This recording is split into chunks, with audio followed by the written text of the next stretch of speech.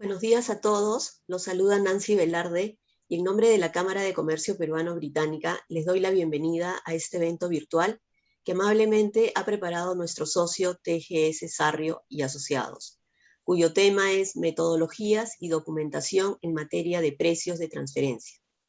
El objetivo del webinar es explicar las principales consideraciones con relación a los métodos de precios de transferencia habitualmente utilizados para el análisis de operaciones entre partes vinculadas según la normativa tributaria aplicable en Perú y Argentina.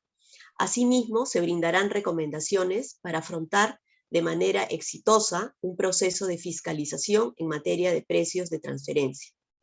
Esta mañana, nuestros ponentes son Joseph Dujmovic, Transfer Pricing Manager en TGS Sarrio y Asociados, TGS en Perú, economista con estudios de especialización en precios de transferencia y finanzas corporativas, con más de 12 años de experiencia brindando servicios de consultoría a empresas multinacionales de los diferentes sectores y países como Chile, Colombia, Costa Rica, Argentina, Uruguay, Panamá, Perú, entre otros, en temas de precios de transferencia. También nos acompaña Javier Fuentes, Tax Manager en PGK Consultores, TGS en Argentina, profesional en ciencias económicas en la carrera de contador público, con especialización en temas tributarios desarrollados en estudios profesionales de prestigio internacional, con desarrollo de habilidades blandas en las carreras de consultor psicológico, counselor y coaching ontológico y organizacional. Agradecemos a nuestro socio TGS Sarrio Asociados, a los ponentes y a todos los participantes por acompañarnos esta mañana en este evento digital. Agradeceré formular las consultas a través del chat, dado que se procederá a responder al final de la presentación. Javier, adelante, por favor. Gracias. Muchas gracias, Nancy. Bueno, buenos días a todos. Como bien dijo Nancy, la idea de esta webinar es darle los principales lineamientos en la aplicación de las metodologías de precio de transferencia, profundizando en aquellos puntos que son más comunes de aplicar. Pasamos a la otra diapositiva. La metodología, uno de los métodos que se utilizan para determinar si los precios con los cuales estamos trabajando con partes vinculadas son como si fuese entre partes independientes a valores de mercado, es el de precios comparables como si fuera entre partes independientes. Es decir, yo estoy operando con una compañía vinculada del exterior del mismo modo que cualquier tercero operaría con otros, ¿sí? Es precio comparable entre partes independientes o precio comparable no controlado. Es una metodología que debe utilizarse en la medida en que no haya demasiadas distorsiones entre una compañía que se está evaluando y los comparables que se elijan para compararme a ver si yo estoy operando como entre partes independientes. A ver, hay que elegir, por ejemplo, los productos que no sean análogos por su naturaleza y o calidad. Esas compañías no pueden ser comparadas, o que estuviesen incididos de forma diferente por intangibles, porque yo estoy aplicando a mi producto algún tipo de evolución o norma o conocimiento que el otro, que mi comparable no la tiene. O cuando los mercados no sean comparables por su característica, volumen o por las condiciones de financiamiento. Es decir, son todas características que tenemos que tener en cuenta para poder hacer la comparación entre mi producto que le estoy vendiendo a una vinculada y el producto que otra parte no vinculada está comercializando en el mercado. La próxima, por favor, Joseph. Después, tenemos los precios de reventa entre partes independientes, con lo cual estos precios de reventa es, yo compro un producto y prácticamente en ese mismo estado lo revendo, y entonces me comparo con otro que haga exactamente lo mismo. Claramente acá no puede haber incidencias de un proceso de producción o algún tipo de aplicación también de intangibles o similares, porque entonces ya no serían los productos comparables. Da una metodología a la norma para determinar cuál es ese precio de reventa, y donde yo tengo que partir del valor que estoy comercializando con mi parte vinculada y le tengo que, de alguna manera, quitar, ¿sí?, el componente de valor agregado, ¿sí? Ese valor agregado, ese margen de rentabilidad, lo saco de mis comparables, compañías comparables que vendan productos en similares condiciones y características con el mío. El otro método es el de costo más beneficio o costo incrementado, como suele llamarse. Ese costo incrementado o ese costo más beneficios es tomar el costo de mi producto y aplicarle un margen de utilidad dado. Y entonces así determino el precio al cual yo tendría que haber revendido mi producto. Y obviamente las informaciones las saco de las compañías que son comparables con la mía. Acá también tengo que estar midiendo que estoy trabajando con el mismo mercado, con productos que son bastante similares o que tengan mucho menos ajustes que realizar. Pasamos a la próxima, Joseph. Y ya venimos con el método de la división de ganancias o partición de utilidades. Este método se utiliza cuando todo un proceso productivo se desarrolla en distintos países y donde cada uno de esos países va participando en parte del beneficio global que va a obtener la compañía. Realmente es muy complejo porque hay que analizar cada una de las partes y se parte de las utilidades o, digamos, de las posibilidades de comparación de cada uno de los sectores para poder establecer si yo, que estoy vendiendo una de esas partes, estoy operando como entre partes independientes. Realmente es el que menos se usa por la complejidad del tema y sobre todo por cómo se realizan los negocios y se asignan las utilidades a cada una de las partes intervenientes.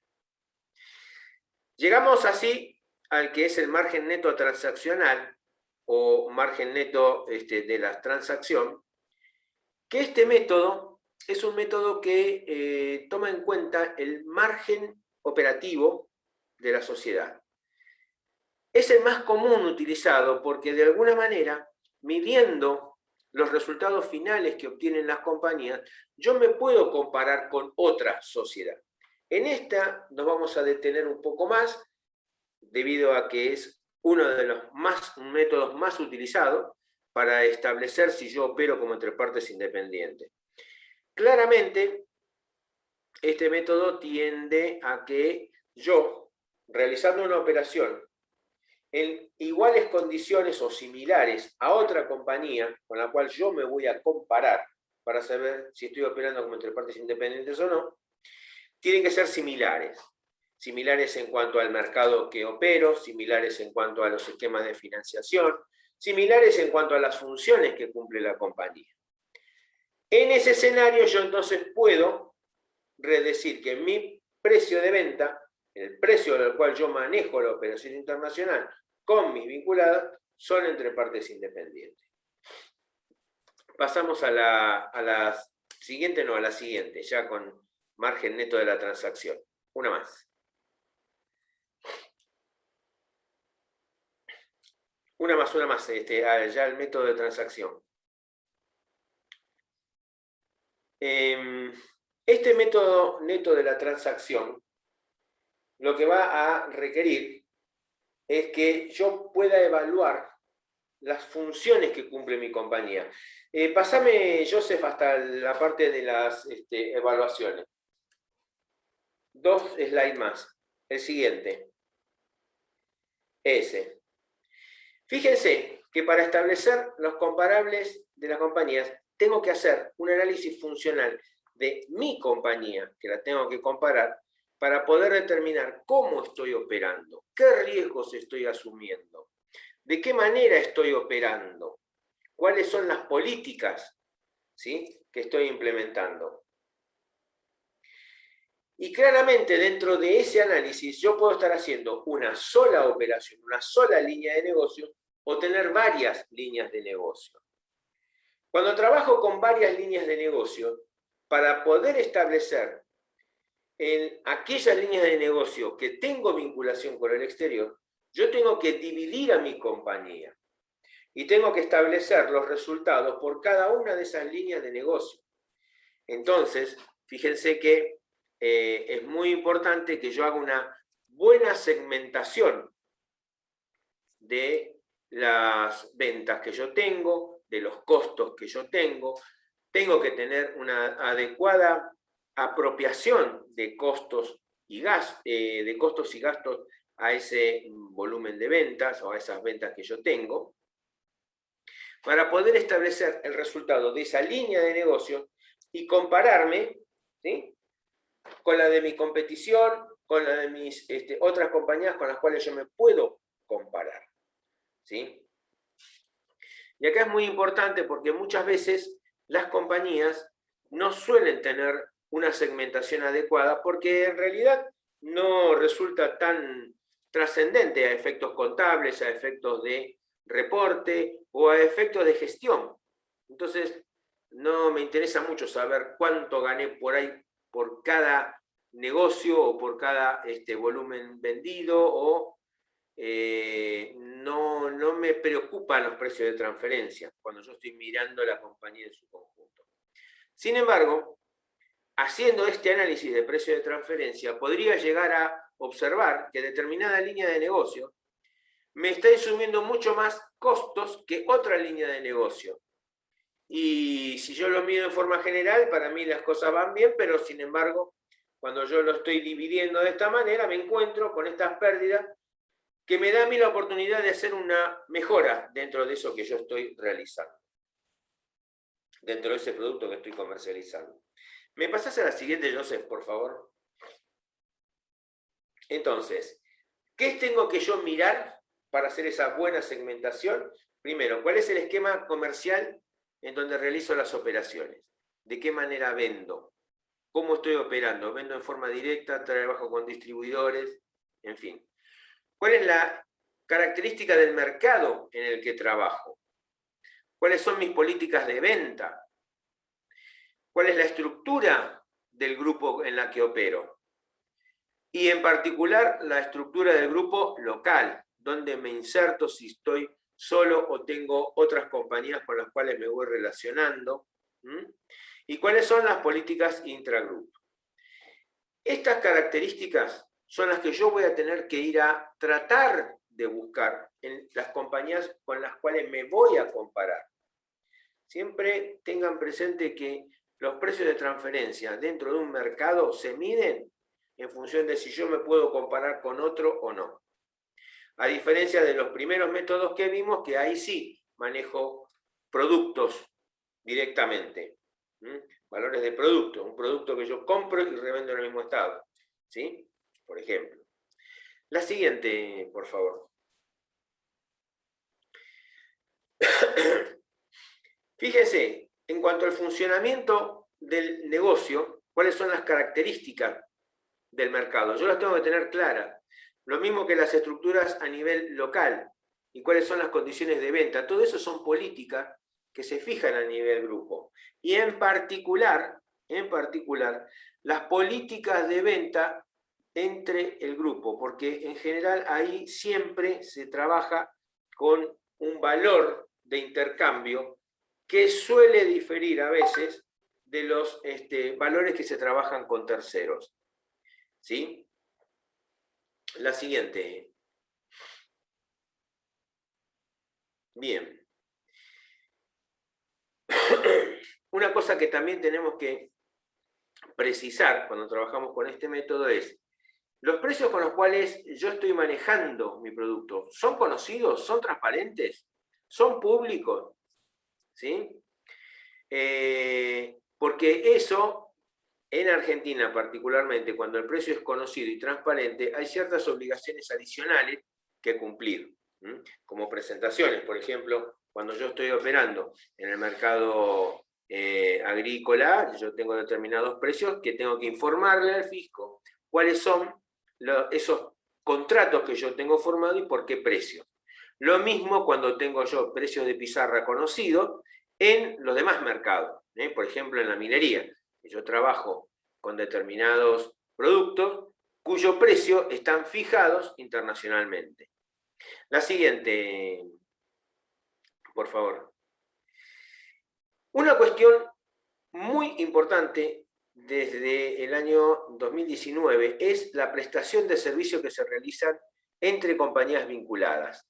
¿Por qué? Porque yo estas prestaciones de servicio, lo que abono por estas prestaciones de servicio, van a estar incluidas dentro de mi balance. Y yo estoy trabajando con el método del margen transaccional, es decir, que voy a medirme en función a la rentabilidad que yo obtengo, ¿sí? Al margen bruto de operaciones o al margen neto.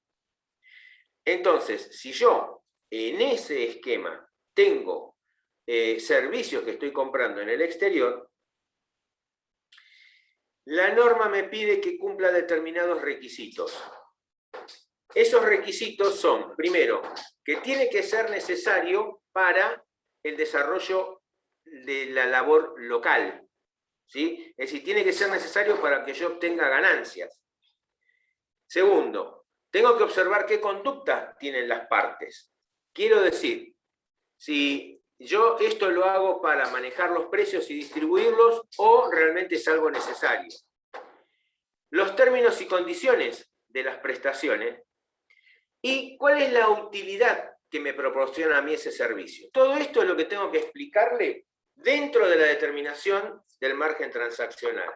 Porque si no llega a ser de esta manera, entonces esas prestaciones de servicio no las voy a tener que incluir adentro de mi análisis. Y probablemente cuando yo haga la liquidación del impuesto a las ganancias, si esto no es así, las tenga que impugnar. Además hay determinados servicios que a lo mejor yo estoy comprando al exterior, que esos servicios en realidad para el fisco no son para nada deducibles o no deben ser tomados en cuenta, como por ejemplo, si hay una duplicación de servicios. Yo lo hago con personal acá, pero sin embargo también lo estoy contratando afuera.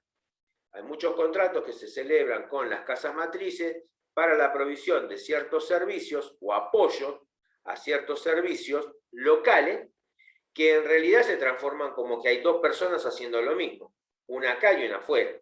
Por lo tanto, cuando estamos frente a esos contratos, hay que tener muchísimo cuidado en que no se produzca ese solapamiento en las actividades. Lo mismo cuando yo estoy, de alguna manera, pagando ciertos servicios que en realidad corresponden o son parte del trabajo que realiza mi accionista.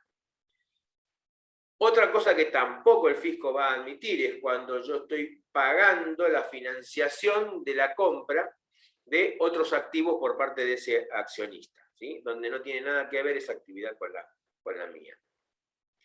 Pasamos a la otra. Acá se duplicó. Pasar a la otra, Joseph. Otra de las cosas que también hay que tener en cuenta y es dentro de la forma de comercializar mi producto si yo estoy trabajando con un intermediario internacional. Esto que es un sujeto del exterior con el cual alguien tiene vinculación. O este intermediario tiene vinculación conmigo, que soy el que está en la parte analizada, o yo tengo vinculación con el exportador del exterior o el importador del exterior y utilizamos este intermediario. Porque en función a esa utilización de ese intermediario es que mi análisis va a variar. ¿Sí? ¿Y qué es lo que me pide la norma? Aparte de analizarme yo como parte testeada, cuando trabajo con un intermediario internacional, tengo que analizar a ese intermediario internacional y me tengo que fijar en primer lugar cuál es la modalidad en la cual está trabajando ese intermediario. ¿Qué funciones tiene desarrolladas? ¿Tiene activos o no tiene activos? ¿Cuáles son los riesgos que asume ese sujeto del exterior? Porque en función a eso, yo después voy a tener que determinar si la utilidad que le queda o el margen que le queda a este sujeto es como entre partes independientes o no. ¿Sí? Porque de no ser así, la norma de Argentina lo que está diciendo es, señores, este hombre está absorbiendo parte de la ganancia que tendría que quedar acá en el país. Pásame por favor al próximo slide, Joseph. El siguiente, esta es la definición de intermediario internacional. Fíjense que cuando la remuneración del intermediario es mayor a la que obtendría cualquier otro intermediario independiente en el mercado, esa diferencia, el fisco argentino dice, esa diferencia es para Argentina. Tengo que grabar ese excedente acá en el país. Entonces, en este escenario yo voy a determinar cuál es mi rentabilidad, cuál es el margen mío operacional, contra el cual después yo voy a determinar un índice de rentabilidad que puede ser medido en función del monto de venta, del monto de los costos o del activo, de acuerdo a cómo el análisis funcional esté marcándome cuál es la línea principal que sigue mi negocio. Si es una que tiene una utilización de activos fijos relevante, si es una operación donde la fluctuación del mercado, la forma de operar del mercado, hace que la rentabilidad deba medirse sobre el volumen de venta o de acuerdo a la importancia que tengan todos los gastos de estructura y los costos de la operación. Y para medir ese resultado y que sea consistente, yo además tengo que mirar si estoy operando con intermediarios o si estoy recibiendo de parte de mis vinculadas del exterior ciertas prestaciones de servicio. Pasamos a la siguiente. Cuando yo estoy analizando todo esto e hice ya todo el relevamiento, el informe que yo tengo que darle al fisco tiene que contener todo esto que estuvimos hablando en forma muy resumida, ¿verdad? Entonces, el ejercicio a ser analizado, tengo que exteriorizarlo, los factores relacionados con el contribuyente, el entorno, el mercado, ¿sí? El análisis funcional que estuvimos hablando, toda la información que hace a cómo yo voy a elegir a mis competidores, a mis comparables, mejor dicho, no los competidores, a mis comparables, de dónde saco la información. Y esto es muy importante, de dónde saco la información. Porque el fisco siempre me va a pedir que yo saque de una fuente confiable. ¿Y qué mejor fuente confiable que todos aquellos que exponen, como por ejemplo la SEC o los otros mercados de valores del resto del mundo, de la situación financiera y económica de las sociedades? Y bueno, obviamente que si tengo que hacer ajustes a alguno de los valores para poder hacerlos comparables, porque a veces la comparación no es lineal, no es, a ver, tengo 10 compañías, determino las 10 compañías, el resultado de las 10 compañías y lo miro contra el mío. No, probablemente a esas 10 compañías las tenga que ajustar en cuanto a factor de financiación, política de stock y demás, para hacerla comparable con la mía. Luego de hacer todo ese ajuste, la comparación, hago la comparación. Y esto se lo tengo que contar al fisco. Y después, ¿qué sigue? Una vez que yo hice esto, tengo que elegir el método. Alguno de los 5 que vimos. Y si no puedo hacerlo con alguno de esos 5, ¿cuál es la mejor metodología que puedo aplicar para compararme? También se la tengo que contar al fisco. Pero no solamente decirle cuál es la metodología que yo elijo. Tengo que decirle eso y cuál es rechazo. Y el porqué de los rechazos. También se los tengo que contar al fisco. Y una vez que hice eso, bueno, ya viene la parte numérica en donde yo le expongo al fisco cuál es mi rentabilidad, cuál es la rentabilidad de mis comparables. Le tengo que decir de dónde saqué toda esa información. Y tengo que determinar lo que son la mediana y determinar los rangos intercuartiles. Con las compañías comparables que me queden, con las seleccionadas. ¿Sí? Una más, por favor, Joseph.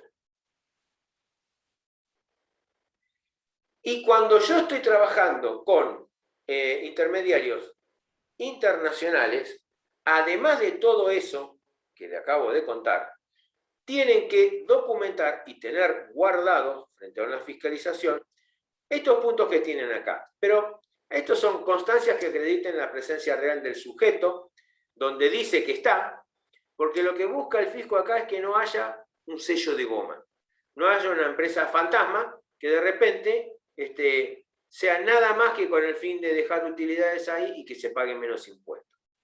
Obviamente los estados contables del intermediario que estén auditados y certificaciones emitidas por profesional competente que actúe en esa jurisdicción y que me pueda dar referencias de ese sujeto en el exterior.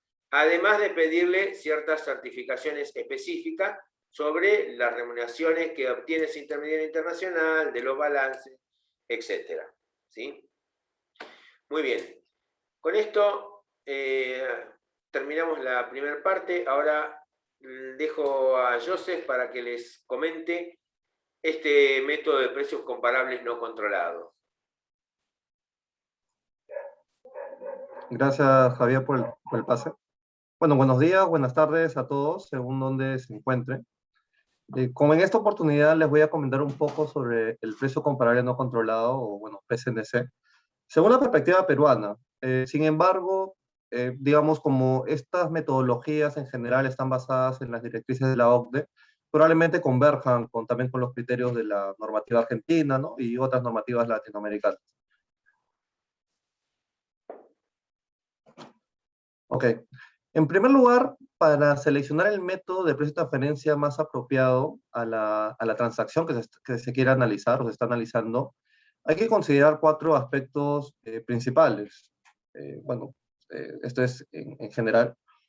En primer lugar, el que mejor compatibilice con el giro del negocio, la estructura empresarial o comercial de la empresa o entidad. Y sí tiene lógica, porque, digamos, el método que se seleccione tiene que estar acorde con la actividad que realiza la empresa, la actividad económica. Entonces, es diferente analizar una empresa que se dedica a la compra y venta de bienes, que no lo transforma, simplemente es, digamos, un comercializador o un distribuidor, que analizar una empresa que manufactura algún bien o una empresa que se dedica a los servicios. Entonces, es importante, por eso, cuando si alguien ha tenido la oportunidad de revisar un estudio de precio-transferencia, se hace un análisis funcional de la compañía, donde se revisa pues, cuáles son las líneas de negocio, cuáles son los productos o servicios que ofrece, quiénes son sus principales clientes, proveedores, competencia, etc. Entonces, por eso es importante analizar a la empresa, digamos, analizar a la empresa o el contribuyente que va a presentar este informe o esta declaración, ¿no? En caso la aplique. Eso sería un primer punto. En segundo lugar, para definir el método más apropiado, hay que revisar hay que evaluar la calidad y la cantidad de información disponible para la adecuada aplicación y justificación del método. Y sí, también, esto es muy cierto, porque me ha tocado la oportunidad, nos ha tocado la oportunidad de revisar estudios donde no había ningún sustento o ninguna fuente de los datos que se estaba usando, por ejemplo, las comparables. La información tiene que ser de fuentes confiables. Por eso que se recurre mucho a las bases de datos internacionales, que a su vez están basadas en información de las bolsas de valores a nivel mundial. Porque en teoría esa información es confiable, porque ya ha pasado por un proceso riguroso de revisión, entonces por lo tanto esa información podría ser usada para un análisis de mercado, que es prácticamente lo que se hace en los precios de transferencia. Y también ver la información, cómo va a ser usada, ¿no? Porque, digamos, es diferente tener información, por ejemplo, de contratos públicos, donde se podría evaluar algún precio comparable, que tener información de estados financieros. En los estados financieros no se va a poder observar ningún precio comparable, sino se va a poder analizar ratios o márgenes. Entonces, también hay que tener en cuenta eso.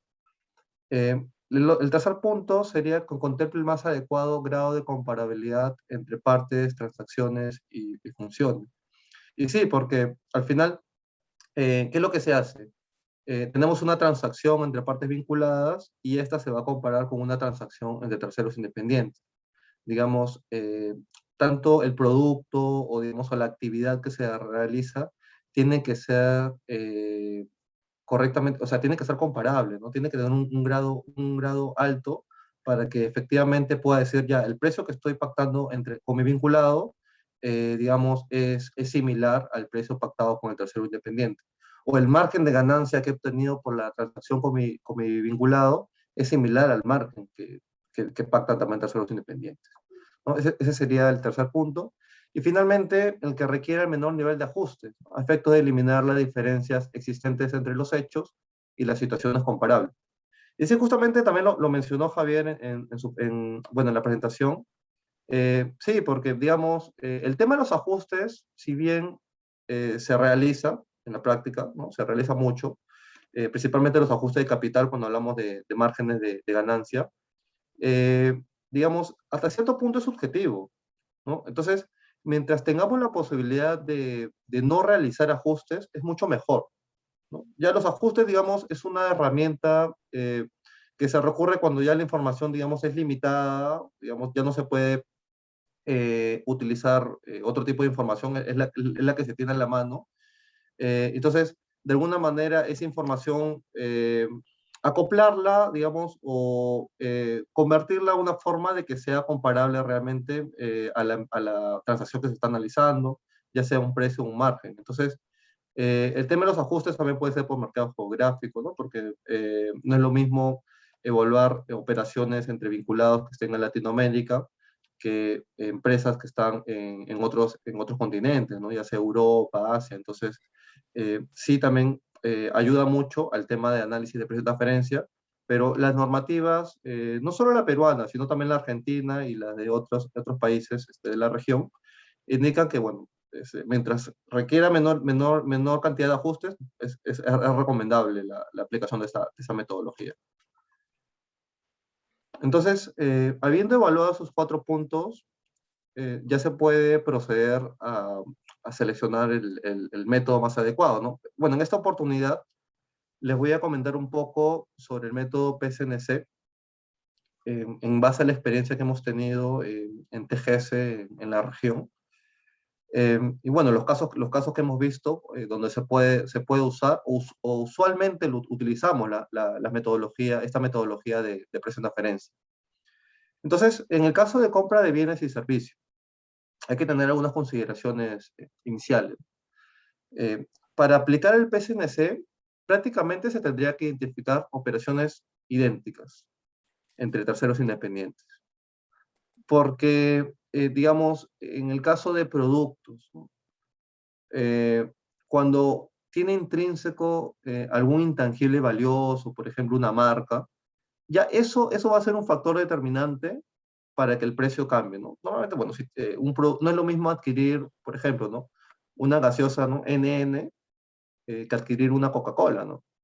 La Coca-Cola, o sea, podríamos, digamos, supongamos que el sabor es el mismo, el envase es el mismo, en características de productos sean lo mismo, pero ya el simple hecho de ser Coca-Cola ya tiene un componente de marca, por lo tanto va a elevar su precio.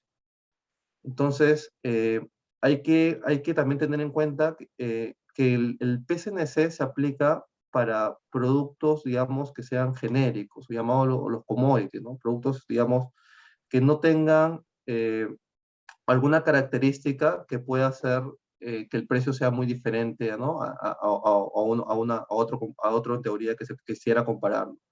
Por eso que justamente este método va enfocado a todo lo que es commodity, ¿no? Ya sean metales preciosos, ya sean productos como el maíz, la harina de pescado, ¿no? Bueno, hay listados de commodities según también el país que se esté evaluando, ese tema de precio de transferencia, pero usualmente es usado para commodities. Por ejemplo, el combustible. También, bueno, normalmente esos precios son regulados, entonces por lo tanto también se recurre a utilizar esta metodología. Bueno, otro aspecto a considerar es revisar si no existen diferencias significativas con respecto a la comparabilidad, ¿no? Lo que les decía, ¿no? Que haya un intangible valioso dentro del producto o servicio que se quiere evaluar. Entonces, en el caso peruano, y bueno, tengo entendido también que el argentino, ¿no? Según lo que hace puesto Javier, cuando se trata de commodities, se recomienda, bueno, se recomienda aplicar el PSNC, que en realidad es similar al sexto método. Es similar al sexto método en el sentido de que finalmente se está evaluando el precio, ¿no? El sexto método, lo que le llaman esto el análisis de importaciones o exportaciones de commodities. Entonces, en este caso, habría que identificar si existe un mercado conocido, ya sea local o internacional, donde se entrancen estos productos, que son commodities. Entonces, esa va a ser la fuente de información para comparar el precio que están pactando entre las partes vinculadas. Bueno, finalmente, con estas comparables, se llega a un rango o un precio de mercado, que es, digamos, lo que se va a poner en el estudio de precio de referencia. La información y documentación que se tendría que proporcionar en este caso serían, bueno, los contratos y las modificaciones que hayan, todas las facturas, las órdenes, ya sea de compra o de servicio, el sustento también del ingreso al almacén, bueno, en el caso se trate de bienes, y el sustento también de la prestación efectiva y necesidad real del servicio. En este caso, hay que proporcionar documentación que pueda evidenciarse que realmente se ha prestado el servicio, ¿no? entre las partes vinculadas. Por ejemplo, ¿no? Algún informe que se haya entregado, alguna persona que se encarga de validar que el servicio se ha prestado bajo las condiciones, ¿no? que se han pactado inicialmente. Pero ese tema de servicio lo voy a tocar un poco más o voy a ampliar en una siguiente diapositiva porque también es interesante revisar cuál es el tratamiento para los servicios. Bueno, en el caso de los intereses por préstamos, creo que esta es, digamos, la transacción donde más se usa el precio comparable no controlado. ¿Por qué? Porque prácticamente no hay otra alternativa. En el caso de los intereses por préstamo, ¿qué se evalúa? La tasa de interés. Entonces, la tasa de interés en teoría sería un precio, ¿no? O sea, bueno, es un porcentaje, ¿no? que se calcula sobre el capital. Entonces, este porcentaje tiene también que ser analizado. Esta tasa tiene que ser analizada buscando también información de terceros independientes. Algunas consideraciones previas. La compañía, bueno, la receptora del préstamo tiene que sustentar el ingreso de los fondos a la compañía. Ese es un primer punto. Lo otro es definir todos los términos contractuales del préstamo. Bueno, el monto, eso es lógico, cuál es el monto del préstamo. La moneda del préstamo también es importante porque eso va a determinar también el nivel de riesgo y la tasa también que se pacte. La fecha también es importante, no es lo mismo pactar no pactar un préstamo en estas épocas que un préstamo hace 10 años. Son diferentes las condiciones. El plazo de pago también. Es distinto un préstamo a 6 meses que un préstamo a 5 años. Entonces, la periodicidad de las cuotas, si hay alguna garantía de por medio, eso también, en caso haya garantías, va a ayudar a bajar la tasa de interés. Entre otras, ¿no? Hay otras, las comisiones también, los cargos adicionales, todo eso también tendría que evaluarse. ¿Cómo se aplica realmente el método PCNC en el caso de préstamo? En primer lugar, hay que evaluar el perfil de riesgo del deudor. ¿Cuál es su capacidad de pago? Similar como lo harían las entidades financieras. O sea, uno cuando, digamos, una persona, ¿no? común, quiere ir al banco a pedir un préstamo, te evalúa, ¿no? Tu historial crediticio, ¿no? Cuánto percibes de ingreso, etcétera. Entonces, algo similar tendría que hacerse entre las partes vinculadas. Tendría que evaluar si este deudor tiene la capacidad o va a tener la capacidad para devolver ese préstamo. Por eso se recurre también a las centrales de riesgos como para sustentar más el análisis de precio de transferencia. Es también una ayuda para los consultores. Bueno, finalmente se determina la tasa de interés de mercado, habiendo pues considerado pues bueno, eso es en realidad un poco, ¿no? de lo que se tendría que evaluar, pero básicamente con la evaluación del perfil de riesgo del deudor y tener los términos contractuales claros, ya se podrían encontrar tasas comparables en el mercado. Mucho se usan las tasas que publican los bancos centrales de reserva, la superintendencia, bueno, en caso de Perú, la superintendencia de banca, ¿no? y seguros, la SBS. Bueno, a cierto punto, sí es, digamos, bueno, es una fuente confiable, obviamente, la SBS, pero también habría que ver cuáles son los criterios de comparabilidad que se están cumpliendo. La SBS, en el caso peruano, te da la posibilidad de revisar tasas en moneda nacional y moneda extranjera. También te da la posibilidad, bueno, o lo segregan por tamaño del deudor, ¿no? Hay tasas para clientes corporativos, tasas para grandes empresas, etcétera. Entonces ya como que hay algunos filtros que sí ayudan. También el plazo, también se indica el plazo de los préstamos. Entonces ahí hay tasas, digamos, que son comparables, pero no llegan a cumplir todos los criterios que le estoy mencionando. Entonces podría también aplicarse algún ajuste a la tasa de interés en caso no sea no tenga el nivel más alto de comparabilidad necesario para la operación que se está evaluando. La información y documentación también, bueno, también el contrato, ¿no? Y las modificaciones que hubiese, y bueno, sustentar el motivo y uso del préstamo. Esto es importante. Justo hace poco ha habido una resolución del Tribunal Fiscal, en un caso peruano, donde indica pues que un contribuyente no pudo sustentar este tema. Cómo usó el capital recibido de la vinculada dentro de sus actividades de negocio. O sea, solamente en el contrato decía que iba a ser usado para capital de trabajo, pero no llegó a sustentar, ¿no? Por ejemplo, ¿no? A qué proveedores pagó, si se llegó a pagar a la planilla, ¿no? Con ese dinero. Entonces, como que hacer digamos, un rastreo del capital que ingresó a la empresa y cómo ayudó a su actividad económica. Entonces, también es importante esta parte del uso del préstamo, que mucho no lo tienen en cuenta las empresas, pero hay que también tener la información y la documentación que sustente. Bueno, otro tipo de operación que hemos observado que se usa mucho el PCNC es el cobro pagos de regalías, que es una operación que cada vez está dando, ¿no? Más seguido en el mercado, justamente por el tema de que, bueno, ahora los intangibles pues están por todos lados, realmente, ¿no? Con todo ese también tema de la globalización, las tecnologías de la información, etcétera. Entonces, hay mucho cobro, pagos de regalías en las empresas. Un primer punto es caracterizar la regalía. O sea, aunque parece, digamos, evidente, hay que tener claro qué componentes tiene el intangible digamos, que origina ese pago de regalías.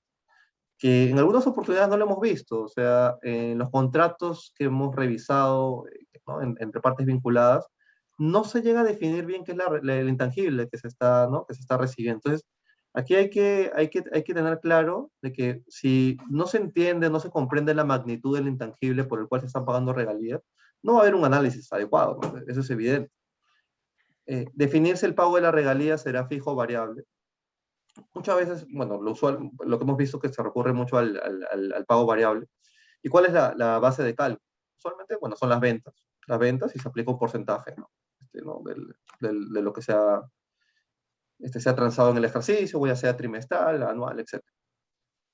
Bueno, finalmente, digamos, lo que se busca aquí es contratos comparables entre terceros que pacten, digamos, intangibles similares, ¿no?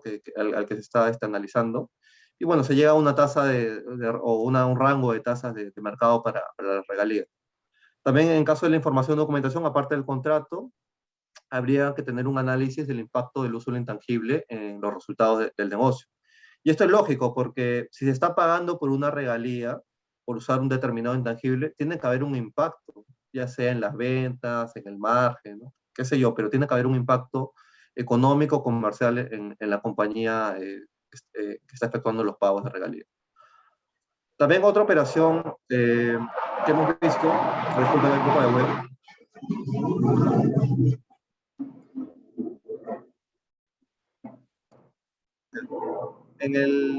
Otra operación frecuente que hemos visto el pago de regalías es en el alquiler de inmuebles. O sea, es una operación que bueno, que usualmente a veces el socio arrienda el inmueble a la compañía o también entre partes vinculadas se da. Para analizar el alquiler de inmuebles, primero hay que revisar pues, cuáles son las características y la ubicación del inmueble, porque eso va a ser un factor determinante para el precio. ¿Qué uso se le está dando al inmueble? ¿Está usado como almacén, como oficina, etcétera? Definir si hay pagos adicionales a la renta mensual. Y bueno, si hubiese una tasación, también sería de gran utilidad. Finalmente, se determina el precio por metro cuadrado del alquiler y bueno, eso, digamos, tendría que estar, sería ser similar al que han pactado las partes vinculadas. Hay que tener el contrato y las modificaciones y documentación también que sustente la propiedad legal del arrendador. Entonces, esas serían básicamente las cuestiones que hay que tener en cuenta para la aplicación del PSNC. Bueno, esas son las operaciones que nosotros hemos visto frecuentemente que se utilizan. Otro tema también importante que queríamos tocar en esta oportunidad es el test de beneficio. El test de beneficio es aplicable únicamente a las empresas que registran costos o gastos por servicios convinculados. Ese es un tema exclusivo de Perú, pero digamos indirectamente, según también lo que he visto ahí en la presentación de Javier, se está aplicando en otras normativas. O sea, no lo llaman test de beneficio, pero estos aspectos que les voy a mencionar también lo están considerando otras normativas, ¿no? Con otros nombres tal vez. Entonces, en resumen, el test de beneficio es evaluar 4 aspectos fundamentales. Uno es la naturaleza del servicio, o sea, saber cuál es el servicio que se está, digamos, prestando entre las vinculadas. Hay que caracterizarlo adecuadamente. Lo otro es proporcionar información y documentación que sustente la prestación efectiva del servicio. Como le decía hace un rato, las empresas tienen que sustentar que el servicio realmente se llegó a dar. Y no solamente es una herramienta para reducir la base imponible, como se han dado cuenta las administraciones tributarias a nivel mundial, que usan mucho el tema de los servicios, ¿no? Para incrementar los gastos de la empresa. Ahora tienen que sustentar que hay una necesidad real del servicio. O sea, ¿por qué necesito este servicio? Y justamente una parte vinculada. ¿Cómo esto va a impactar en mi operatividad? ¿Cómo va a impactar en mis resultados? ¿Cómo va a impactar en mis actividades comerciales? Y bueno, y también hay que evaluar el precio de la operación o el valor de este servicio de la manera de que se revisan los costos y gastos incurridos por el prestador de servicio y cuál es el margen de ganancia que obtiene también por prestar ese servicio a la parte vinculada. Entonces, estos son los 4 aspectos fundamentales. Algunas acciones a tomar. Bueno, lo que le dije, evaluar las características del servicio, porque eso también va a ayudar también con el tema de la metodología de precio-transferencia. Hay que clasificar si el servicio es de bajo o alto valor añadido. En el caso peruano, hay un límite para la deducción del gasto en el caso de los servicios de bajo valor añadido, porque indica la norma de que el gasto deducible no puede ser mayor a los costos y gastos incurridos por el prestador más un margen de 5%. Eso es en el caso solamente de que se fuese de bajo valor añadido. Descartar que se traten de actividades del accionista, porque lo que pasa es que cuando son actividades del accionista no son servicios. O sea, actividades del accionista son cuando hay una digamos, hay una actividad que solo busca beneficiar a una parte. Y la contraparte, la receptora, realmente no tiene ningún beneficio. Entonces, eso no son servicios. Entonces, no son gastos deducibles para fines del impuesto a la renta. Hay que evaluar que no hay una duplicidad también del servicio. O sea, lo que también mencionaron hace un momento, si recibo un servicio de mi parte vinculada, o sea, no tendría lógica que también lo reciba de un tercero, salvo que sean, digamos, para fines diferentes, ¿no? Pero, por ejemplo, ¿no? Si yo recibo servicios de back office, contable, de vinculada, pero a su vez tengo un área contable, no tendría lógica, salvo que sean temas muy especializados, no que vayan por otro lado, pero en teoría no tendría mucha lógica. Revisar los criterios para la determinación de los costos y gastos asociados al servicio, ¿sí? ¿Cómo determina esto la parte vinculada, ¿no? Hay que evaluar esos criterios que sean razonables. El margen de ganancia, bueno, esto se va a hacer con un análisis también de comparables, si es de mercado o no. Y la información adicional de soporte. Toda la documentación que se tenga adicional para sustentar la prestación del servicio. Bueno, en esta parte vamos a hablar un poco sobre las obligaciones formales tanto en Argentina y Perú. Javier, no sé si nos podrías ayudar con esta primera parte sobre Argentina.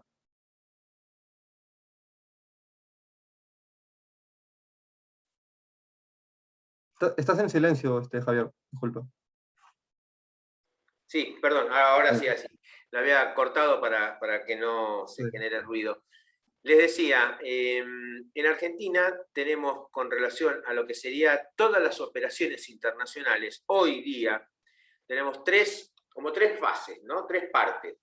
Una parte está vinculada con el estudio de precio de transferencia, que cuando se opera, cuando se realizan operaciones con sujetos vinculados del exterior o con paraísos fiscales, hay que hacer el estudio. Se tiene que analizar si está trabajándose como entre partes independientes o no. Si ese estudio, si esas operaciones que se realizan superan los montos que ustedes ven en pantalla, 3 millones en forma global o 300.000 en forma individual, además de analizarlo, hay que presentar el estudio y hay que presentar la declaración jurada de precio de transferencia para mostrarle al fisco que se está operando como entre partes independientes. Hago este señalamiento porque el hecho de que yo opere a menos de 3 millones de pesos globales anuales no evita que yo tenga que analizar los precios con los cuales estoy comercializando con mi vinculada o con un paraíso fiscal. Porque el fisco puede venir y de acuerdo al mercado, de acuerdo al interés fiscal o de acuerdo a otros parámetros que tome el fisco, puede venir y pedirme que yo le muestre cómo están determinados los precios. Es más, me puede pedir hasta que lo presente y me da 45 días para presentarlo. Complementariamente a los precios de transferencia, cuando yo trabajo de vuelta con compañías vinculadas del exterior, puede ser que yo entre en otro capítulo y que de acuerdo al volumen de operaciones que tenga que presentarle toda la estructura del grupo. Esto es lo que se vuelca en los informes maestros. La estructura del grupo, la forma de operar, cuáles son los principales volúmenes manejados, los principales mercados, en fin, toda una información muy completa hay que darle al fisco, a los fiscos, porque esto también fiscos extranjeros lo están requiriendo, sobre cómo opera el grupo, ¿sí? Obviamente acá en Argentina esto ocurre cuando el volumen operado es arriba de los 4 millones de pesos, ¿sí? Estos son los totales de ingresos anuales consolidados del grupo en el ejercicio anterior. Y además, obviamente, si a mí me piden el estudio para 3 millones de pesos globales y 300.000 individuales, claramente tengo que superar ese umbral para que también lo tengan que presentar. No tendría mucho sentido que se contradiga. Y por último, esto es en cuanto a las operaciones que realizo con los sujetos del exterior. Ahora, Argentina también, lo mismo que muchísimos países, por no decir casi todos, están inmersos en determinadas reglas de la OCDE y que están vinculadas con las directrices de la OCDE en cuanto a tratar de no erosionar la base imponible. Y sobre esa base ha determinado que se ingrese un informe país por país, como se le llama, o country by country report, en el cual se le informan las operaciones que se han realizado y los volúmenes de transacciones operadas, ¿sí? Estos son los tres esquemas que Argentina tiene para presentar en cuanto a operaciones internacionales, no solamente precio de transferencia, esto es operaciones internacionales.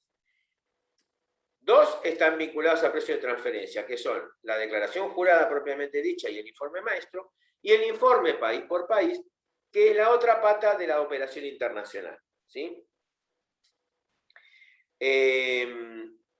Las declaraciones juradas de precios de transferencia, en general, se presentan a los 6 meses de cerrado el ejercicio, ¿sí? En tanto que el informe maestro se va a presentar a los 12 meses de cerrado el ejercicio. Obviamente que le dan 6 meses más de gracia por la complejidad del armado de ese informe maestro, ¿sí? Requiere muchísima más información que un estudio de precio. Esto es, en general, como se ha establecido la forma de presentación de los formularios. Se van a encontrar muchas veces que esto es prorrogado, cambiado. Por ejemplo, en estos días se está venciendo la presentación del año 2020. pero esto es debido a una serie de modificaciones en los sistemas del fisco, a la pandemia y algunos otros problemitas que existieron a nivel sistémico, y entonces hicieron que se corran los vencimientos. En cambio, para el informe país por país, se ha establecido una serie de parámetros. ¿Quién tiene que presentar en primer lugar el informe? Bueno, la última entidad controlante. Esa última entidad controlante, si está ubicada en Argentina, es la que tiene la obligación de presentarlo. Y lo tiene que presentar 12 meses después de cerrado el ejercicio. Ahora, puede que no sea la última entidad controlante, la que está en Argentina, pero puede ocurrir que sea designada por la última entidad controlante del exterior como la obligada a informar. Entonces, en ese caso, cuando es designada como la entidad que va a informar, y ojo que informa por todo el grupo, no solamente por Argentina, informa por todo el grupo, tiene que reunir un requisito adicional. Tiene que tener un patrimonio neto superior a 50 millones de pesos. Ahí entonces puede hacer el informe país por país en Argentina y presentarlo al fisco en Argentina. Y después hay una tercera posibilidad para que una empresa argentina haga la presentación de este informe país por país, y es cuando el sujeto del exterior está alocado o domiciliado en un país con el cual no ha firmado un convenio de cooperación con Argentina, ¿sí? Este fue el caso, por ejemplo, de Estados Unidos, que hasta febrero de este año no teníamos ese acuerdo del cual exigía para que Argentina quedara sin la obligación de tener que presentar el informe país por país, acá completo, acá en Argentina, ¿sí? Bueno, ya ahora lo metieron dentro de ese acuerdo porque se firmó. Entonces, cuando la última entidad controlante está en Estados Unidos y presenta el informe país por país, Argentina ya queda, la empresa argentina ya queda, digamos, eximida de tener que hacer esa presentación completa. En cualquiera de estos tres escenarios, hay uno más, que es cuando la última entidad controlante, que tiene la obligación de hacerlo, sistemáticamente no cumple. Entonces, cuando no cumple la del exterior, que tiene la obligación de hacerlo, la obligación recae en la Argentina. En cualquier escenario donde Argentina no tenga que hacer el informe país por país, por darse las 4 condiciones que le mencioné, o por estar, digamos, fuera de las condiciones que le mencioné, tiene que hacer una presentación que informe quién va a ser esa última entidad controlante que va a estar a cargo de informar hacer el reporte país por país, o country by country report. Y obviamente el plazo es mucho más perentorio, son 3 meses después de cerrado el ejercicio, y obviamente una vez que está presentado, mostrarle al fisco que se presentó y se cumplió con la obligación, por parte de la del exterior. Ahora veamos la parte formal de Perú. Joseph, te cedo la palabra. Sí, ok. En el caso peruano, a lo que se refiere a declaraciones juradas, hay 3. Que es muy similar también a lo de Argentina, porque hay un tema que, bueno, ya hace algunos años se ha implementado, que es adecuar la documentación a nivel mundial para que, digamos, como que todos hablan el mismo idioma. Porque hace algunos años cada país tenía, bueno, inclusive hasta ahorita, ¿no? Tiene su formato de declaración. Sin embargo, el tema del estudio técnico no estaba bien definido, ¿no? Cada país, cada jurisdicción tenía sus parámetros. Entonces, ¿qué pasó? La OCDE recomendó que hayan 3 niveles de documentación, que son justamente estos que ven en pantalla, que son el reporte local o local file, el reporte maestro o master file, y el reporte país por país o country by country report. Entonces, estos son los 3 niveles de documentación recomendados por la OCDE. En el caso peruano, el reporte local o la declaración jurada informativa de reporte local se presenta a través de un formulario virtual, a través de SUNAT virtual, el 3560. Este aplica únicamente para contribuyentes con ingresos mayores a 2.300 UITs, que eso viene a ser casi 10 millones de soles en estos últimos años. Pero además de estas 2.300 UITs, tienen que realizar transacciones con partes vinculadas o paraísos fiscales, ¿no? Sumados, digamos. mayores a 100 UITs, eso es para el primer tramo, y cuando ya supera 400 UITs hay un segundo tramo, donde la información es más amplia. Es importante aclarar que en el caso peruano, me parece que también en el argentino, pero hay países que no lo consideran, los paraísos fiscales. Cuando se tienen operaciones con paraísos fiscales, estas automáticamente ya entran al régimen de precio de transferencia, aunque estas empresas que estén en paraísos fiscales no tengan accionistas en común, no sean realmente partes vinculadas, pero el simple hecho de estar en una jurisdicción que esté catalogada como paraíso fiscal, ya entra la transacción dentro del régimen de precio de transferencia. Vemos mucho estudios por transacciones que se realizan con Panamá, con Islas Caimán, con Hong Kong, ¿no? Aunque no sean partes vinculadas, pero estas jurisdicciones están calificadas como paraísos fiscales. Entonces, para determinar el monto de las transacciones que están viendo en esta parte, ¿no? De la izquierda, se considera todo lo que sea venta, todo lo que sea compra, gastos por servicios, intereses por préstamos. Todo esto se suma para ver si efectivamente la empresa supera las 100 UITs o las 400 UITs de operaciones dentro del régimen de precio de transferencia. Entonces, ese es el primer reporte, el reporte local. El otro reporte es el reporte maestro, que este ya aplica para contribuyentes con ingresos mayores a 20.000 UITs. Entonces ya la malla está más alta, ¿no? O sea, ya son empresas un poco más grandes. Entonces, otro punto también a considerar es que aplica únicamente para integrantes de grupos. O sea, si el contribuyente no es integrante de ningún grupo, bueno, habría que también ver los criterios que indica SUNAT para saber que es integrante de un grupo, ya no le aplica el reporte maestro. Además de estos dos puntos que les digo, tiene que tener transacciones dentro del régimen de precio de transferencia por montos superiores a 400 UITs. Todos estos montos que les digo son en un ejercicio. ¿Correcto? Y la tercera declaración es el reporte país por país.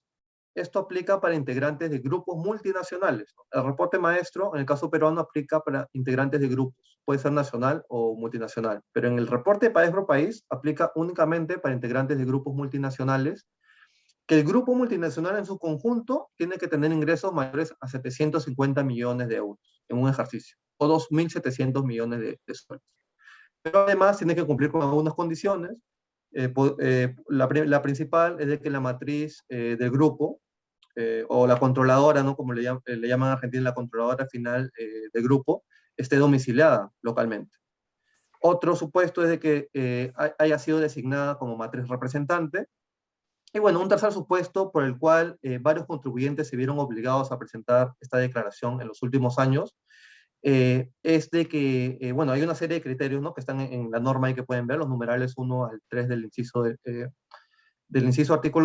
artículo 116 del reglamento de la ley de impuesto a la renta. Es, por ejemplo, de que la empresa, el contribuyente supongamos que no es matriz del grupo, ¿no? Bueno, partamos de que el grupo tiene ingresos mayores a 750 millones de euros, ¿no? Porque eso es lo que va a determinar, ¿no? Si el grupo tiene ingresos menores a ese monto, ya no hay obligación de reporte por país, ni la matriz, ni los integrantes, ¿no? Por ningún lado, porque este monto es internacional, ¿ok? Entonces, supongamos que el grupo supera este monto, pero el integrante peruano no es relativamente significativo dentro de los ingresos consolidados. Aquí lo que hay que revisar es si la matriz, la jurisdicción de la matriz del grupo está ubicada en un país que intercambie el reporte país por país con Perú. O sea, la SUNAT, de alguna manera, la SUNAT, que es la Administración Tributaria Peruana, de alguna manera quiere acceder a estos reportes. Entonces, si la SUNAT no accede a estos reportes, ya sea por otra jurisdicción o localmente, va a exigir al contribuyente local que presente el reporte país por país. Por ejemplo, ¿no? Estados Unidos no tiene un acuerdo de intercambio de información con Perú. Entonces, por lo tanto, los integrantes de grupos cuya matriz está ubicada en Estados Unidos y este grupo registra ingresos consolidados mayores a 750 millones de euros, en Perú tienen que presentar el reporte país por país. Ya vencieron en enero de este año los reportes país por país del ejercicio 17, 18 y 19. Ahora en octubre va a vencer el ejercicio 2020. Igual el reporte maestro. El próximo mes va a vencer el reporte maestro del ejercicio 2020. Entonces, eso es importante aclararlo porque había mucha confusión a quienes están y no están obligados al reporte país por país. La lista de las jurisdicciones que intercambian el reporte país por país con Perú están en la página web de la SUNAT, en la sección de reporte país por país. ¿Ok? Entonces, a ver, estos son los vencimientos que hubieron este año. El reporte local venció en junio. Normalmente vence todos los junios, ¿no? En el mes de junio. El reporte local 2021 va a vencer en junio de 2022. Como le decía, el próximo mes, a partir de la quincena, van a vencer tanto el reporte maestro como el reporte país por país del ejercicio 2020. Bueno, eso es lo que incluye en la presentación. Vamos a ver si hay algunas consultas que hayan realizado. Sí, acá hay varias consultas y varias consultas interesantes. Tenemos la consulta que nos formula Valeria León, en la que nos dice, ¿cómo podría ser juzgada una operación entre vinculadas cuando la que compra lo hace con un crédito de un paraíso fiscal? En verdad, acá vamos a compartir las opiniones también, ¿no es cierto? Porque, sí, con Joseph, porque desde mi punto de vista, la operación que estás planteando acá, Valeria, tiene dos partes. Una es la operación con la vinculada, que es la de importación, y la segunda es una operación de crédito que tomás de una empresa o sociedad que está en un paraíso fiscal. Va a ser fundamental acá el análisis funcional que hagas de la compañía, cuáles son los relacionamientos que tienen entre la vinculada del exterior con el cual estás importando, con la del paraíso fiscal, que es una intermediaria, si forma parte del grupo o no. Y eso va a determinar que tengas que hacer un estudio específico por lo de la vinculación por la operación de importación. Y por el otro lado vas a tener que analizar, por ser ya un paraíso fiscal, sin ningún otro miramiento, tenés que analizar la operación de préstamo que obtuviste con el paraíso fiscal. Ni que hablar si además es vinculada. Es decir, y a eso te va a llevar a que elijas un método o dos, porque no necesariamente la prueba de que estás operando como entre partes independientes tiene que surgir por la aplicación de un único método. A lo mejor vos tenés que usar un método para probar el crédito que estás tomando y otro método para probar la operación de importación de los bienes. Yo me volcaría más por esta segunda alternativa, sin perjuicio de que el análisis funcional tiene que ser lo más explícito posible en cuanto al funcionamiento de la sociedad. No sé si tu opinión... Sí, en realidad es muy similar a la tuya. Estamos hablando de dos operaciones separadas. Una es la operación con la vinculada y otra es la operación con el paraíso fiscal, entonces tienen que ser analizadas de manera independiente. Pero lo primero que yo también haría es, bueno, saber, ¿no?, cuál es la jurisdicción del contribuyente. Porque eso, o sea, si bien los análisis de previa transferencia va a ser similar en Argentina o en Perú, pero hay algunos puntos que, ¿no?, que pueden variar. Por ejemplo, no es lo mismo un paraíso fiscal, o sea, para la Administración Tributaria Argentina no son los mismos paraísos fiscales que para la Administración Tributaria peruana. Hay listados diferentes. O sea, en Perú, en el caso de la normativa peruana, ha publicado un listado específico de paraísos fiscales, que no necesariamente converge con el listado de la OCDE. Entonces, podría ser que para Argentina sí es paraíso fiscal, pero para Perú no, y viceversa. Entonces, eso habría que considerarlo, porque si no, no entra en el alcance de los precios de transferencia. Tal cual, porque inclusive es más, te agrego algo. El término paraísos fiscales fue utilizado hasta hace más o menos unos 3, 4 años atrás. Ahora, en Argentina ha cambiado y ahora estamos manejando una terminología que se refiere a países de baja o nula tributación y países cooperantes o no cooperantes. Los países de baja o nula tributación le han puesto una definición, no lo dejaron al azar. Países de baja o nula tributación para Argentina son aquellos cuya tasa de impuesto a las ganancias es inferior al 65% de la nuestra. Entonces, ya ahí hay un porcentaje y es un parámetro objetivo para determinar. Por eso, Sí, digamos, entendemos paraísos fiscales en alguna de las circunstancias donde la Argentina te dice tenés que mirar los precios de transferencia. Lo mismo en Perú. sí, igual, bueno, claro, le decimos, digamos, paraíso fiscal de manera coloquial, pero realmente la definición es tal cual, la que tú mencionas. Y el tema de los porcentajes también es el mismo, pero digamos, no estoy seguro en Argentina, pero en Perú hay un listado que publicaron dentro de la norma, un Y anexo, sí, donde acá está también. ok, entonces hay un listado de paraíso fiscal, entonces ya las empresas pueden identificar de manera más sencilla, por ejemplo, si tuvieron una operación con Hong Kong, ya, Hong Kong sí está dentro de la lista de paraísos fiscales, por lo tanto, cualquier importación o exportación a Hong Kong está dentro del régimen de precio de transferencia y tiene que ser analizado con las metodologías que se apliquen. Sí, tal cual. Otra pregunta también de Valeria. Dice, ¿cómo se puede juzgar el margen de comisión de un agente de ventas o distribuidor? Al ser muy variables y depender de las políticas de cada fabricante. ¿Cómo descubrir cuál es el margen y saber qué es razonable?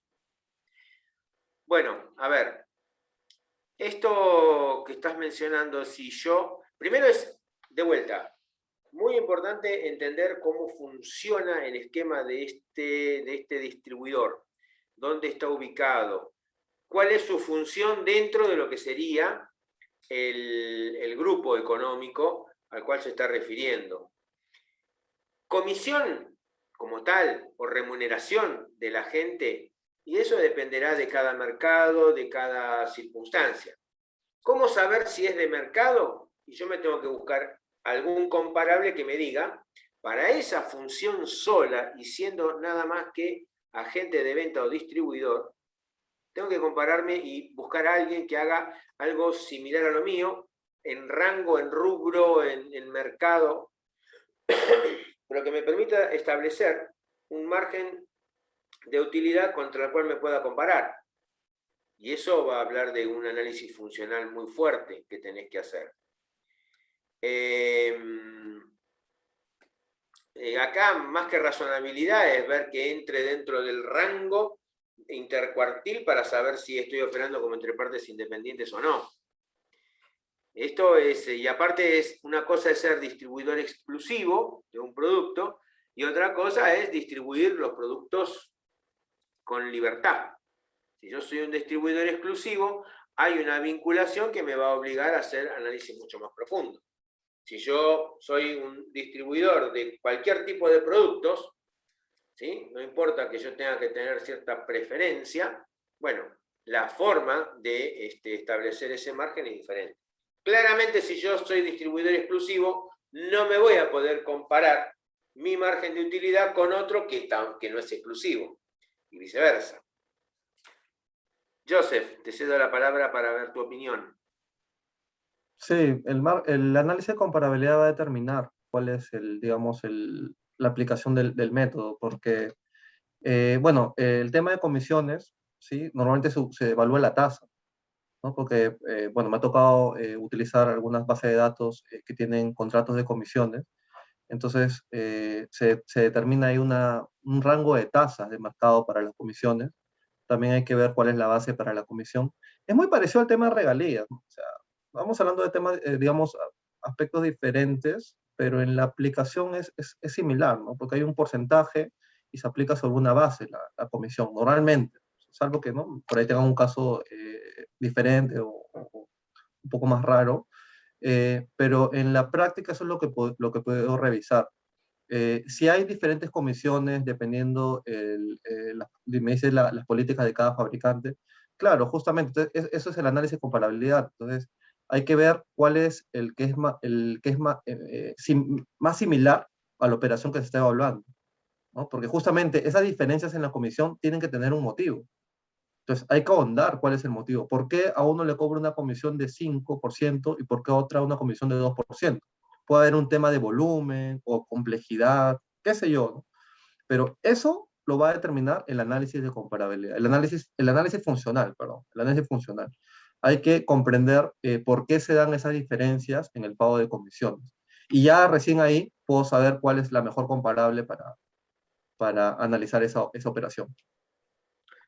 Sí, totalmente, porque yo no sé en el caso del Perú, pero Argentina, digamos, es bastante complejo determinar un porcentaje así establecido tipo pizarra, ¿no? Tipo transparente. Cada uno fija el margen de acuerdo al mercado donde se opera, porque poner un margen muy alto puede dejarte fuera del mercado, entonces no se quiere operar, y si es muy bajo, realmente no es como entre partes independientes, en fin. Todo dependerá de los análisis que se haga sobre el mercado donde se trabaja, el análisis funcional y demás elementos que mencionamos. Valeria también pregunta sobre un contrato de no hacer. Yo lo veo difícil porque primero es una operación bastante particular, los contratos o las obligaciones, mejor dicho, de no hacer. Primero porque no son usuales en un mercado hacer contratos de no hacer, ¿sí? Como la venta de cereales, no hay un mercado que diga contratos de no hacer, con lo cual esto te lleva a tener que hacer un análisis específico en cuanto a por qué la necesidad de ese contrato de no hacer. El non-compete agreement, que en general se suelen firmar cuando hay venta de sociedades, donde una sociedad compra a otra sociedad, entonces se establecen este tipo de pauta para decir, no, mira, por un cierto tiempo te pido que no intervengas en este mercado, porque yo te estoy comprando la sociedad, si vos intervenís, tenés todo el know-how, me vas a hacer una competencia desleal. Entonces, ahí es donde mayoritariamente se fijan este tipo de contratos, ¿no? Y se acuerda que por un tiempo no me vas a estar incidiendo, se hace esta obligación de no hacer, estos contratos de no hacer, y se le fija un valor por esos 2 años. Para que tenga que hacer un estudio de esto, esto tiene que ser hecho en función a empresas vinculadas o que trabajen en un paraíso fiscal. Entonces, una empresa de un paraíso fiscal o una vinculada me compra una sociedad y me hace firmar un convenio de no competencia. Claramente ahí, si hay una compra de acciones entre 2 compañías que están vinculadas, un contrato de no competencia puede resultar irrazonable. Somos del mismo grupo. ¿Por qué me pedís que yo no opere en el mercado? Y además entonces hay que analizar en función de esto a toda una razón de negocio, por las cuales, por un lado, yo estoy comprándote a vos, adquiriéndote y no permitiéndote que trabajes en ese mercado. ¿Cuál es la razón de negocio que hay ahí para hacer eso? ¿Qué es lo peor que puede pasar? Que el fisco esté sospechando de que se está manejando los resultados de la compañía a través de estos contratos. Y eso es lo que hay que prevenir, si este fuese el caso, ¿sí? ¿Hay forma de hacer estudio de precio de transferencia sobre este tipo de contratos de no competencia? Es difícil porque no tiene un mercado propio. No es común que las empresas en cualquier escenario hagan este tipo de contratos. Entonces va a haber que buscar muy bien con qué me voy a comparar. Y como sospecho que no va a haber muchas operaciones ni compañías contra las cuales me pueda comparar, voy a tener que aplicar, al menos en Argentina, algo de los otros métodos que están previstos en lo que acá se llamó sexto método. Y que va a haber que demostrarlo por un medio muy razonable, ¿sí? De que eso estoy haciendo algo a valores de mercado. Porque una cosa que suele darse en precio de transferencia es que para cuestiones muy puntuales no puedo establecer comparables, porque yo no sé cómo operan las demás compañías en circunstancias similares. Y además no tienen la obligación, o no tendrían la obligación de exteriorizarlo en estas pizarras o mercados transparentes. Esta obligación de no competir, ¿tiene obligación de informarla en algún lado? Y a lo mejor la SEC para determinadas compañías la piden. ¿O sería mejor dar a conocer esta información porque conviene en cuanto a la operación que se realiza? Todo esto que estoy comentando y muchas otras cosas más que dependerán de cómo se haga la operación, es necesario tenerlo presente para poder evaluar si esto que estoy haciendo es como entre partes independientes o no. Joseph, ¿tu opinión sobre esto? Sí, claro, ahí la consulta que hace, claro, lo que podría observar la administración tributaria es más por el tema de la estrategia fiscal a nivel de grupo, porque realmente en la aplicación de los métodos para empezar se aplican sobre una transacción, y hay una transacción, no hay ninguna transacción ahí. Entonces, lo que tendría que revisar es si hay una estrategia fiscal agresiva con algún objetivo de reducir la base imponible. Porque finalmente todo ese tema de precio de transferencia recae en eso. O sea, que no se trasladen beneficios entre empresas o a otras jurisdicciones. Donde se pague Entonces, menos impuesto. claro, entonces habría que ver si este contrato para no hacer, bueno, así le llaman creo en Argentina, no he escuchado mucho ese término aquí en Perú, tiene alguna implicancia en la tributación de estas empresas. Si tiene alguna implicancia en reducir la base imponible, sí podría haber un riesgo ahí. Pero si no, no pasa nada, ¿no? Como decimos también, no hay problema. O sea, si es una Claro, circunstancia de mercado, ¿no? Porque usualmente se da, ¿no? Cuando hay una compra de una empresa, una marca, que hay un acuerdo de no competencia. Entonces, es una práctica que se da en el mercado. Entonces, no hay problema. Pero transacción en sí no hay. No hay ninguna transacción que tenga que ser analizada bajo las metodologías de precio de transferencia. Entonces, esa es mi opinión de ese tema. A grosso claro. modo, que obviamente que hay que ir a mayor profundidad por qué se ha generado este contrato, las actividades económicas que implican, etcétera, ¿no? Entonces, son Sí, muchos temas que habría que revisar. sí, sí. Sí, porque esta es un clásico entre independientes. Porque justamente yo te compro a vos, quiero desarrollar ese mercado yo, y te pido a vos que no me intervengas, porque me vas a... Pero ni vos ni yo tenemos nada que ver. Entre partes vinculadas es más raro. Pero bueno, puede darse, obviamente. Sí, correcto. Había otra consulta por aquí. ¿Cómo se evalúa una compra cuando una de las partes está rematando mercadería?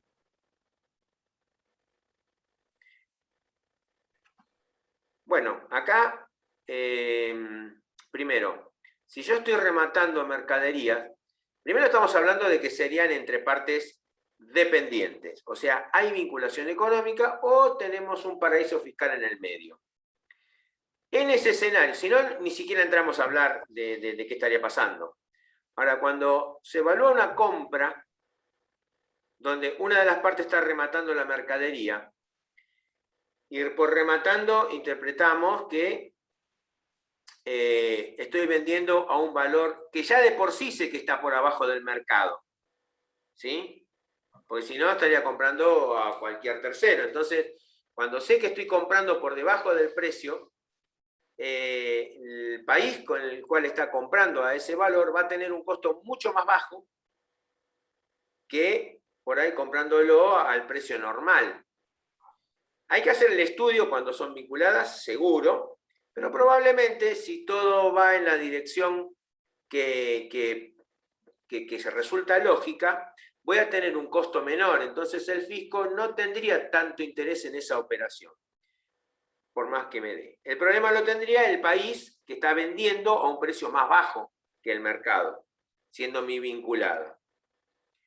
Pero aún así, supongamos, hacemos el estudio de precios. Acá lo que va a importar muchísimo son las razones de mercado, por los cuales estoy vendiendo por debajo de ese precio. Puede haber razones tecnológicas, puede haber razones de que son bienes perecederos, son bienes que están a punto de vencer. Pueden ser estrategias de realocación de determinados bienes para aprovechar un mercado. Va a ser muy importante la justificación que dé, porque, te repito, ya sabiendo que se está rematando, está claro que se está vendiendo por debajo del mercado. Entonces, ya con esa idea en la cabeza, hay que estar justificando el por qué va a estar haciendo eso. Si no, te van a obligar a hacer un ajuste de precio. Y de vuelta, no, el ajuste de precios no va a estar en el país comprador, porque va a tener un costo mucho más bajo y la ganancia va a quedar ahí. La va a tener el país que vende. Si somos del mismo grupo económico, bueno, nos vamos a tener que cubrir entre los dos. Y obviamente acá siempre hay que tener en cuenta que la materia prima que estoy comprando, o lo que estoy comprando, o lo que sea que esté comprando, no tenga como razón aprovechar, por ejemplo, voy a poner un ejemplo clásico que conozco. Si yo estoy comprando productos que son de un mercado de cosmética, los productos tienen un vencimiento. Si yo los compro por el hecho de estar próximos a vencer, acá esos productos están regulados por una entidad oficial que se llama el ANMAT. Entonces, hay que tener cuidado de que esa compra no esté infringiendo otras reglas que no son las de precio de transferencia. Porque obviamente no voy a poder decir como justificación para comprar un valor más bajo, porque esta mercadería vence dentro de un mes y entonces las compro yo a ver si las puedo vender acá. Porque eso sería un problema. Imagino que en Perú y en los demás países debe pasar algo parecido. Así que como conclusión de esto,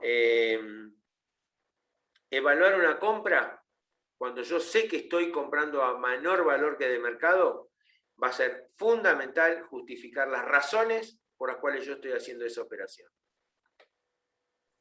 Sí, y aparte de justificar, también sustentar, ¿no? Porque, claro, se puede explicar todo, pero también tiene que haber documentación que sustente eso. Y las justificaciones tienen que ser específicas, ¿no? No como hemos visto mucho que indican por la pandemia, ¿no? Así como que de manera genérica. O sea, tienen que haber datos precisos de por qué se está rematando esta mercadería.